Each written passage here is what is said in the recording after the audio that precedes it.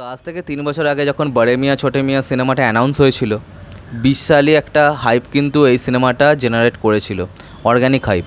ঠিক আছে, কোনোভাবেই মানে কোনো ক্রিটিকদেরকে পয়সাও দিতে হয়নি, কিন্তু একটা খুব ভালো একটা হাইপ কিন্তু জেনারেট করেছিল। একটা খুব ভালো অ্যানাউন্সমেন্ট টিজার তারা শ্যুট করেছিল, যে সিনটা হয়তো সিনেমা থাকবে না, কিন্তু সেরকম একটা ভিডিও খুব ভালো হয়েছিল। কিন্তু সেই ভিডিওটা এখনও চালিয়ে দেখলে কিন্তু এখনও গুজবাম্প আসে। তাহলে এখন যখন সিনেমাটা সত্যি করে আসছে, এখন কেন সেই সিনেমাটাকে নিয়ে কোনো হাইপই সেভাবে বেঁচে নেই? Hey guys, what's up. আজকের এই ভিডিওতে আমরা কথা বলবো বড়ে মিয়াঁ ছোটে মিয়াঁর ক্ষেত্রে আসলে হলোটা কি, হাইপটা কোথায় গেল। মানে কোথায় গেল এই জন্যই বলছি, কারণ বড়ে মিয়াঁ ছোটে মিয়াঁকে নিয়ে কোনো হাইপই সেরকম নেই। কারণ মানে এটা কিন্তু খুব খারাপ একটা ব্যাপার, যেটা অ্যাকশন সিনেমা হচ্ছে, দুটো ভালো অ্যাকশন স্টার আছে, যাদেরকে আবার নাকি মানে ট্রেলারে তো রিয়েল অ্যাকশন স্টার বলে সম্বোধন করা হয়েছে। তো সেই সিনেমাটার কোনো হাইপ থাকবে না, এটা কিন্তু ঠিক মেনে নেওয়া যাচ্ছে না।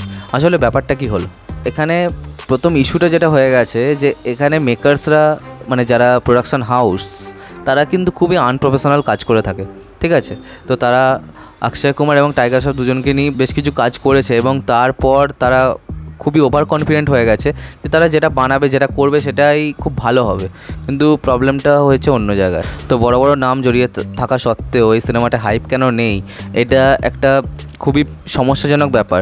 মানে ডিরেক্ট করছে আলী আব্বাস জাফর, ভিলেনের চরিত্রে পৃথ্বীরাজ সুকুমারন, এবং দুজন হিরোকে টাইগার শ্রফ এবং অক্ষয় কুমার, যে একটা মানে সত্যিকার অরিজিনাল খিলাড়ি। তো এই যে সিনেমাটা যখন টিজার এসেছিলো, টিজারটা কিন্তু বেশ হাইপ বিল্ড করেছিল। ঠিক আছে, এরপর যখন গানগুলো আসতে শুরু করলো না, একটা গানও ওয়ার্ক করেনি। গানের মান কেমন হয়েছে সেই ব্যাপারে কিন্তু আমি কথা বলছি না, কিন্তু একটা গান তাই বলে ওয়ার্ক করবে না? মানে একটা গান কিন্তু মানুষের যে ভাল লেগেছে এই কথাটা কিন্তু বলা যাবে না। উল্টে দ্বিতীয় যে গানটা মস্ত মলং ঝুম বলে যে গানটা, ওই গানটাকে রীতিমতো মানে খিল্লি হয়ে গেছে। এখানে এই সিনেমাটার যদি কোনো হাইপ জেনারেট না করতে পারে, তার অন্তত 30% দোষ কিন্তু বিশাল মিশ্রার। মানে তিনি এই সিনেমাটার জন্য সঠিক একজন মিউজিক ডিরেক্টরই নন। ঠিক আছে, একটা মাসি গান থাকবে, একটা মানে নাচানাচির গান থাকবে, তো এখানে সেইটা খুবই বাজেভাবে মিসিং। প্রত্যেকটা গানেই কি মানে থিমটা কি, যে দুজন হিরো নাচছে, কিন্তু যদি আমরা এই যে ওয়ার সিনেমাটা দেখি, সেখানে একটাই মাত্র গান যেখানে দুটো হিরো নাচছে। তো আর সিনেমায় যখন নাটু নাটু গানটা আমরা দেখি, সেখানে আমরা দেখতে পাচ্ছি যে দুটো হিরো একটা গানেই নাচছে, মানে সবকটা গানেতে তো আর এসে নেচে যাচ্ছে না। তো সেই যে একটা ব্যাপার, এই সিনেমাটার গানগুলো কিন্তু করতে টোটালি ব্যর্থ হয়েছে। তো বড়ে মিয়াঁ ছোটে মিয়াঁ যে টাইটেল ট্র্যাকটা এবং মস্ত মলং ঝুম গানটা যদিও মানে অ্যাজ আ অডিও ট্র্যাক হিসাবে যদিও ভাল লাগে, একটুখানি হলেও ভাল লাগে, ওয়ালহা বিবি বলে যে গানটা, সেটা মানে একদম বেহদ্দ, মানে নেওয়া যাচ্ছে না পুরো। ঠিক আছে, তা বিশাল মিশ্রা এখানে সবকটা গানই প্রায় গেয়েছেন, এবং সবকটা গানে তিনি মিউজিক ডিরেক্টর, তিনি কম্পোজ করেছেন গানগুলো। তো আমার মনে হয়েছে যে he just missed a trick. মানে এই দুটো হিরোকে দিয়ে কিন্তু খুব ভালো নাচানো যেত, খুব ভালো একটা নাচের গান তৈরি করা যেত, কিন্তু সেটা এখানে হয়নি। মানে এই সিনেমার জন্য বিশাল মিশ্রা একজন সুটেবল মিউজিক কম্পোজারই নয়। মাস সিনেমার ক্ষেত্রে একটা ব্যাপার রাখতে হয়। ঠিক আছে, তো সেই ব্যাপারটা বিশাল দালদানিরা, বিশাল শেখর অনেকদিন ধরে করে আসছেন, এবং তাদের একটা হাত কোথাও না কোথাও পাকাপোক্ত হয়ে গেছে, কিন্তু এক্ষেত্রে একদমই জমেনি।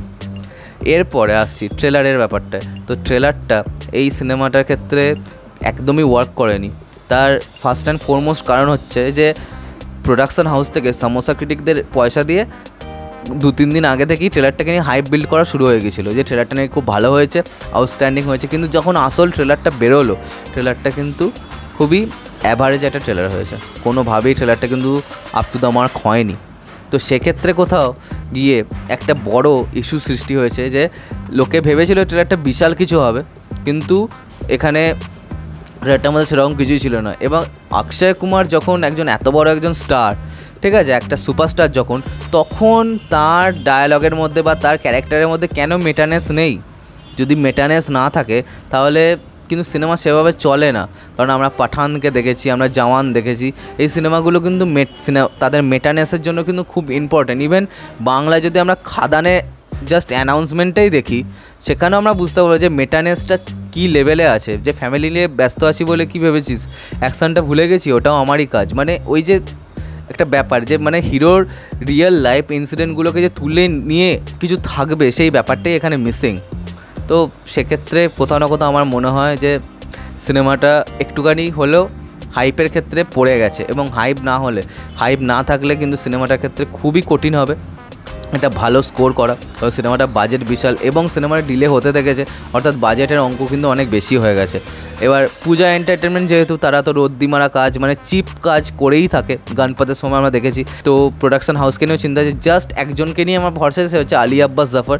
আমি তার খুবই বড় একজন ফ্যান, যে আমার মনে হয় যে তার একটা মশালা সেন্সিবিলিটি আছে, ঠিক আছে। এবং অন্যদিকে তিনি মডার্ন টেকনোলজি ব্যবহার করে অ্যাকশন দেখাতেও পারেন। আর পৃথ্বীরাজ সুকুমারনকে দেখার জন্য আমি মুখিয়ে আছি। এবার দেখা যাক আলটিমেটলি সিনেমাটা কেমন হয়। আশা করছি সিনেমাটা খুব ভালোই হবে, মানে ভালো হোক এটা তো আমি চাই। এবার দেখা যাক কী হয়। তো আজকের ভিডিওটা এখানেই শেষ করলাম। কমেন্ট করে জানাও যে তোমাদের কি ভিউজ এই ব্যাপারটায়, আর সাবস্ক্রাইবটা প্লিজ করে দাও যাতে আমার সাথে তোমাদের আবার দেখা হয়। Bye bye.